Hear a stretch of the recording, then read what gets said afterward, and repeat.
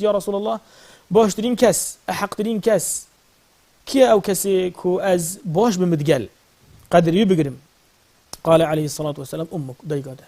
قلت كيدي يا رسول الله قال أمك جردوي. قلت كيدي يا رسول الله قال أمك جرسيجي. قلت هر دايقاته.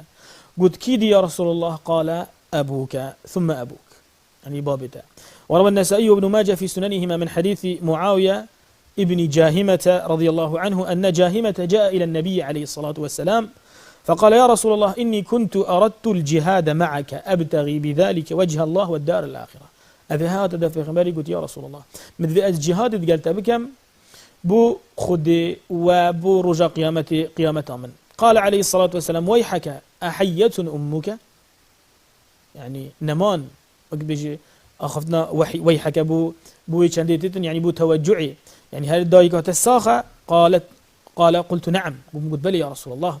قال ارجع فبرها هرى قدر يبقرا. وفي آخر الحديث قال ويحك إلزم رجلها هرى الدف بيوي فثم الجنة. أبهش جالويري يعني القدر قلتنو ريز قلتنو احترام قدر دايكي ذا. ولقد أوصى الله تعالى بصحبة الوالدين بالمعروف وإن كانا كافرين. دايكو باب أخوها كافر جيبن رب العالمين سبحانه وتعالى يقول يا باش بتقلوا